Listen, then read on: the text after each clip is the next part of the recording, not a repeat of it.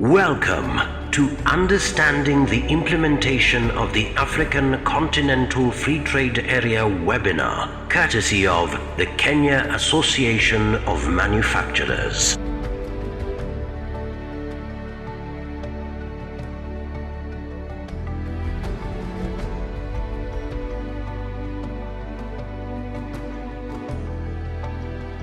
Welcome to Understanding the Implementation of the African Continental Free Trade Area webinar, courtesy of the Kenya Association of Manufacturers.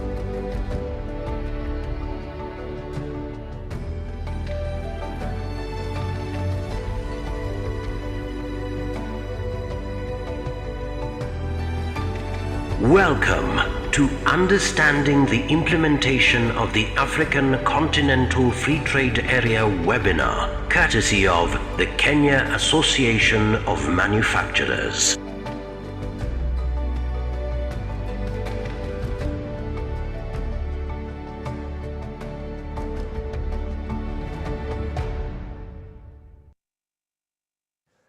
Well, it's the 26th of January 2021, wherever you're watching from. Hello and welcome. We just concluded a webinar on understanding the implementation of the African Continental Free Trade Area, AfCFTA, courtesy of the Kenya Association of Manufacturers. My name is Johnson Mwakazi, and I was greatly honored, really, to moderate the session. This was a high-level discussion among the State Department for Trade, Kenya Revenue Authority, Kenya Bureau of Standards, and KenTrade. Just to bring you up to speed, the reality is the African Continental Free Trade Area, AfCFTA, stands out as a key flagship project of the African Union's Agenda 2063. It is a blueprint for attaining inclusive and sustainable development across the continent over the next 50 years. And of course, this is not a journey that started yesterday. This is a journey that started decades ago. This decade is the decade of African independence. Forward then to independence. To independence now. Tomorrow, the United States of Africa.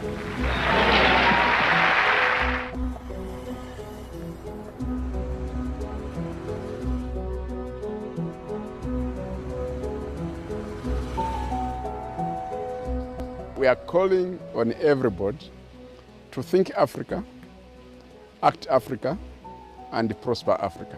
It comes down to the change of mindset. I think this is an opportunity which Africa should not miss. We are implementing the Africa we want. A lot of the countries understand that this is good for them, that it is a game changer. This is an historic moment for our continent.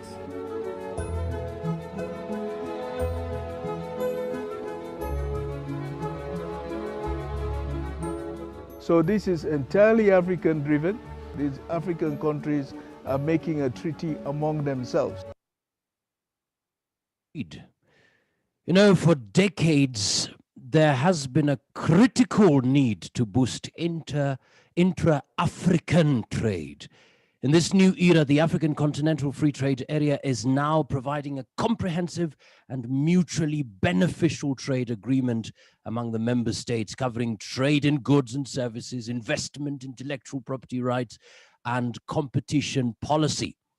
At the forefront is the AfCFTA Secretariat, charged with various responsibilities related to the implementation of the AfCFTA, hosted by Ghana. And of course, a Ghanaian president made a remarkable statement beginning of this year showing their commitment. Part of the growth and prosperity that we seek in Africa will come from us trading more among ourselves. With trading on the African Continental Free Trade Area, AfCFTA, it provides us with the vehicle for us to trade among ourselves in a more modern and sophisticated manner. It will offer a huge opportunity to exploit the abundant wealth and resources of our great continent for the benefit of all our people. And it will give us protection in how to deal with other trading blocs. With a collective desire for shared prosperity, we are confident that the AfCFTA will succeed and provide a new impetus and dynamism for the rapid growth of Africa's economies and deepen the process of integration in Africa. We owe it to generations unborn to ensure that the biggest trading bloc on the globe will be rewarding to all. All indeed in the continent. You know, there is no doubt whatsoever that the African Continental Free Trade Area is a game changer and is set to transform Africa, as alluded by the Secretary General of AfCFTA, as seen in this particular video. The World Bank observed that if Africa implements this agreement properly, by the year 2035, we will be able to lift out of extreme poverty 28 million Africans. If we implement this agreement properly, by the year 2035, we will be able to lift 68 million Africans out of moderate poverty. Powerful opportunity. And so we must be part of the journey. We must be part of redefining the story of Africa from the past that people know of it to the future that we want as envisioned in Agenda 2063. Now, 1st of January 2021, the much touted date for the commencement of trading has passed. Is it all systems go? Well, there are several concerns yet to be addressed, and I'll list a couple of them. Number one, AfCFTA Customs Manual for use by the business community, which AfCFTA Secretariat need to publish and interpret in the official languages in the 54 countries, is yet to be published and circulated. That's a gap there. Number two, agreed and validated tariff offers aligned to the agreed rules of origin will need to be published, and products aligned to the agreed rules gazetted for purpose of trading. So far, validated tariff liberalization offers aligned to the agreed rules of origin by the African Union are not yet available or accessible. That's another gap there. Number three, agreed rules of origin need also to be gazetted, as the remaining rules are also gazetted. Of course, here there is a window provided to finalize this by June 2021, but of course it still presents itself as a gap. Number four, customs personnel at various border stations, including the business community in member states, have not yet been trained or even sensitized on how they will go about in executing the AfCFTA trade regime. Of course, we want to recognize the Kenya Revenue Authority, KRA, that has started the trainings. And number five, there are software applications which are incorporated in various customs departments for purposes of recognition of products and applicable tariffs from member states, which are yet to be installed. Of course, these are gaps. And number six, border stations need to be equipped with trade facilitation infrastructure, including access to software, manuals, and tariff schedules for them to practically allow the intra-trade to flow. And number seven, which is definitely an obvious one, infrastructural interconnectivity, such as road, rail, transborder water bodies need to be urgently addressed. In some countries, there is no connectivity at all. These are real gaps. But having noted all that, it is important to realize that in the midst of all the challenges we might be facing, including the COVID-19 global pandemic, the opportunities ahead are enormous. We cannot afford to go back to the past as depicted, and I want you to watch this, as depicted in this particular report in Benin. Each year, 150,000 tons of frozen chicken passes through the town of Cotonou. Cheap cuts from Brazil, the United States, and from Europe find themselves on these market stalls at knockdown prices. At his warehouse, Kenneth Adeho impatiently waits for his delivery. Several thousand frozen chickens, direct from French farms. Etienne, viens prendre ce carton là, tu attaches. In Benin, he's a big name in frozen chicken. Thanks to his French connections, he has access to the biggest names of the French market. Business is good, but he's not boasting about it. Pour être honnête avec vous, je ne suis pas fier de vendre des produits congelés importés. Au moins aujourd'hui, si je commercialisais ne serait-ce que 10% de la production locale, vous voyez, j'aurais dit que mon pays aussi produit quelque chose. On ne produit rien. 100% de tout ce que je vends aujourd'hui à la population provient de l'extérieur. Parce que j'ai été à l'école. L'État m'a donné une bourse pour aller à l'école et je viens vendre la production de lieu. C'est bien, je gagne peut-être de l'argent, mais je ne suis pas fier. In Benin's big towns, imported frozen chicken is becoming a fixture.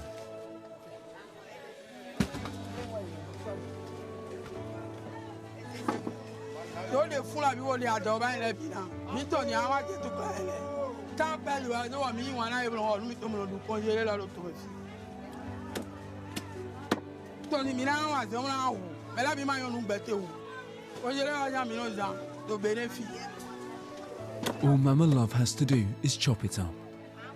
There's no processing plant anywhere in Benin.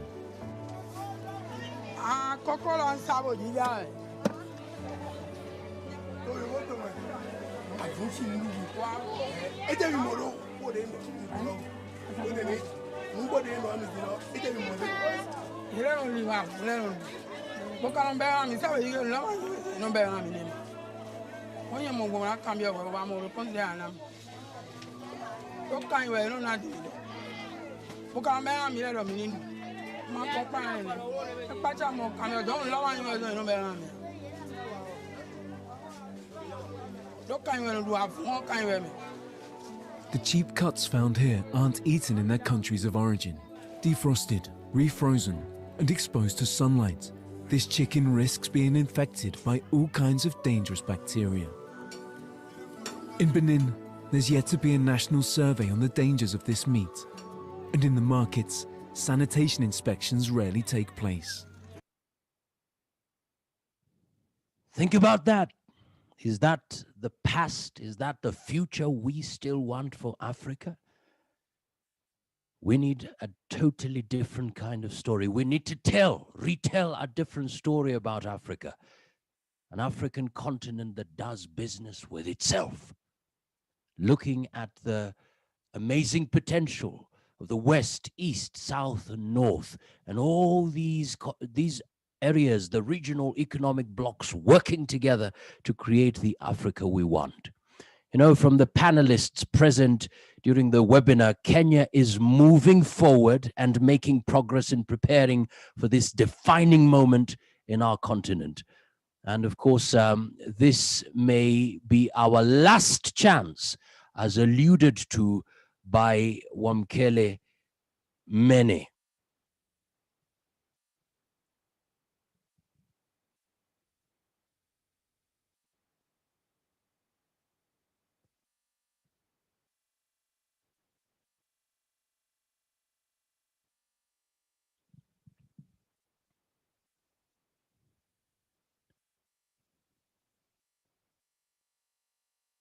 My apologies for that, but really just appreciating the journey that Africa has taken, the parties, the individuals who are saying, not anymore.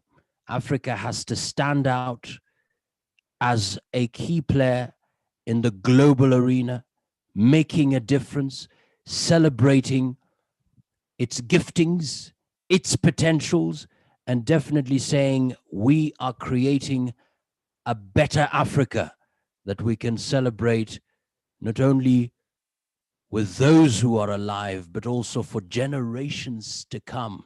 And I think of Agenda 2063, of course, by God's will, I don't know whether we will be alive, but for those who will be alive, wouldn't it be a great deal, a great story to say, you know what, there was a time, this is how Africa was, but because the sons and daughters of Africa decided to rise up, pick up themselves, we now have a different story. Will that not be great? I pray, God willing, if God allows that I'll be there, I pray that it will be a powerful story to share with many. But of course, we want and need to understand the implementation of the African Continental Free Trade Area so that we can participate actively. And I mentioned about this may be the last chance. This may be the last chance, and I hope you and I will be part of making it happen for Africa. This is Wamkele Mene. This is Africa's last chance. We will not get another opportunity to overcome smallness of our individual national economies. We will not get another opportunity to overcome fragmentation of markets in Africa. Right. We may not just get that chance. And so this is just an opportunity, a reminder that we are all needed in the journey of making Africa great. And I want to celebrate Kenya. I want to celebrate the government. I want to celebrate the different government agencies who are already on the ground making the steps needed to prepare Kenya for this global transformative movement that is starting here in Africa. And as I close, ladies and gentlemen, I want to pick the words of the CAM board chair, Mushai Kunyiha. This is what he said during the webinar. He said, we must be prepared and do what we have to do. There may be many challenges, but the opportunity is big. The opportunity is big. Let's join the transformation. Asanteni sana. Thank you so much for being part of this particular session. All the best, and God bless you big time.